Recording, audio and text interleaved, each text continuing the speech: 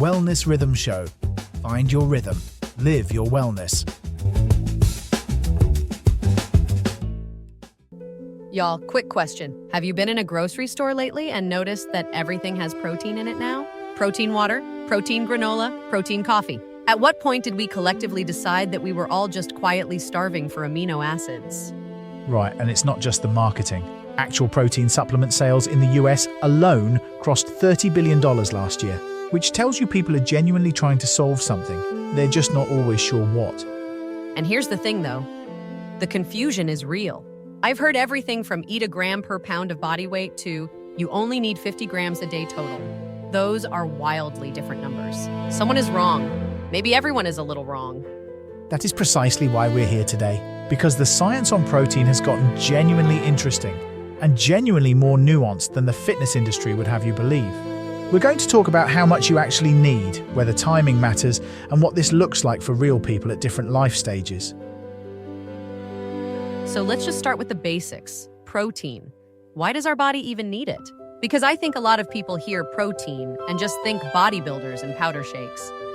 Right, so protein is essentially the structural material of the body. Muscle, yes, but also enzymes, hormones, immune cells, skin. Your body is constantly breaking protein down and rebuilding it. It's not a one-time deposit, it's a continuous renovation project. Okay, that's actually a really helpful frame. It's not like filling a tank, it's more like maintenance. Exactly, and this is where the standard recommended daily allowance gets interesting. The official RDA, set by bodies like the Institute of Medicine, is 0.8 grams of protein per kilogram of body weight per day. For an average adult, that's roughly 50 to 60 grams.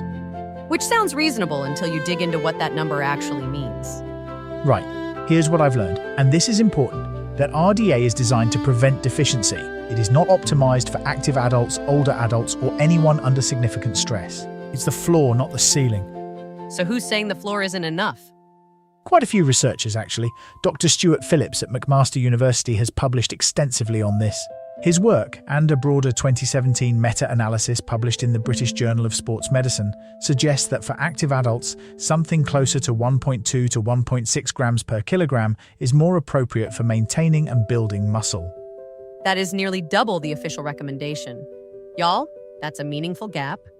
And it widens further when you look at older adults. This is where it gets really relevant for a big chunk of our audience. After around 50, the body becomes less efficient at using dietary protein to build muscle. Researchers call it anabolic resistance. I had not heard that term before. Say more. So essentially, a younger person can eat 30 grams of protein and get a robust muscle-building response. An older person may need 40 or even 50 grams in a single sitting to get the same signal. The muscle is less sensitive to the stimulus. That is genuinely alarming in a useful way, because a lot of people over 50 are probably eating less, not more, without realizing the cost. Exactly. And sarcopenia, age-related muscle loss, is one of the most underappreciated drivers of frailty, falls, and loss of independence in older adults. The International Osteoporosis Foundation and Age UK both flag it as a serious public health concern. Okay, so we've established that most of us probably need more protein than the RDA suggests. Let's talk about the timing piece, because this is where I feel like the gym bro mythology really kicks in. Yes, the anabolic window. The idea that you have roughly 30 minutes post-workout to slam a protein shake or your gains evaporate entirely. I have absolutely watched people sprint to their protein shakers like their life depended on it. So here's what the research actually says. That 30-minute window is largely overstated for most people. A 2013 meta-analysis by Dr. Brad Schoenfeld and Dr. Alan Aragon in the Journal of the International Society of Sports Nutrition found that when total daily protein intake is adequate, the timing window is much more flexible, closer to 4 to 6 hours around a workout. Okay, that is a relief. I cannot tell you how many times I've had to choose between a rushed protein shake and actually having a real meal with my family. And from a practical standpoint, the thing that matters most is distribution.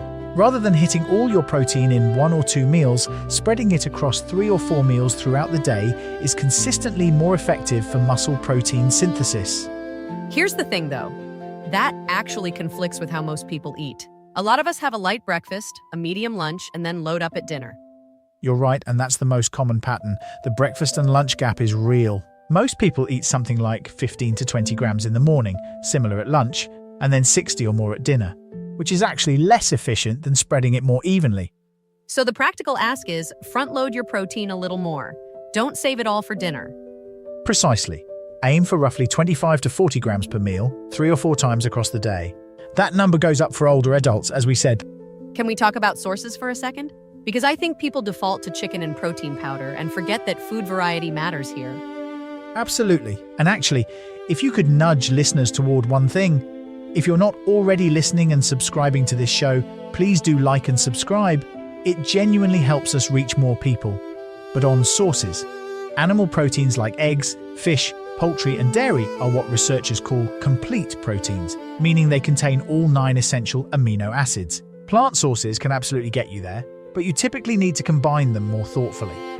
Y'all, eggs are still one of the most underrated protein sources on the planet. Like, I know we went through a whole era of egg fear, but we're past that now. We are largely past that, yes. The research has rehabilitated eggs considerably.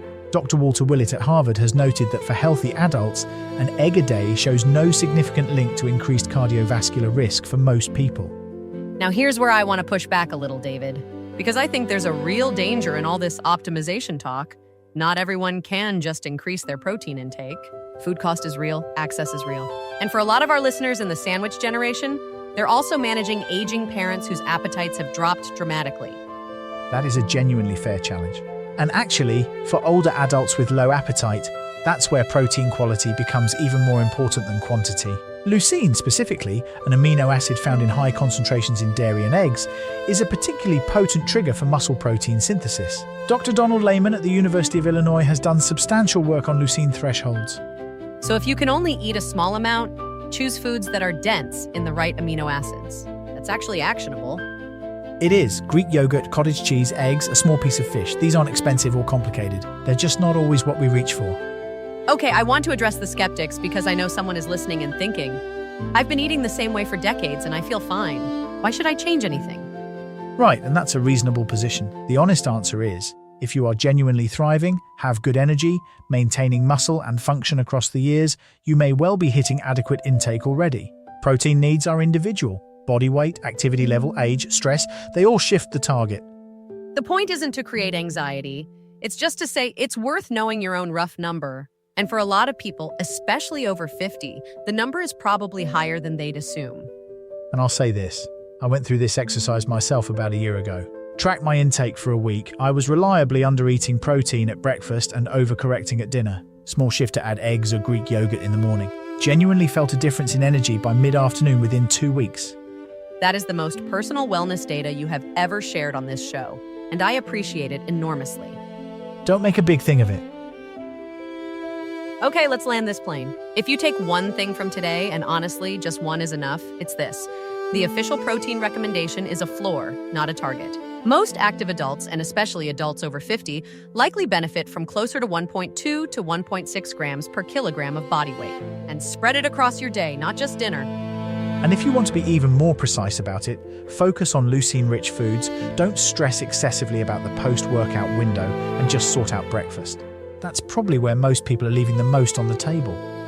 Y'all, thank you so much for spending time with us today. This stuff matters. Not because we want you obsessing over macros, but because muscle is genuinely protective as we age, and food is one of the most powerful levers we have. If this episode was useful, please do like and subscribe.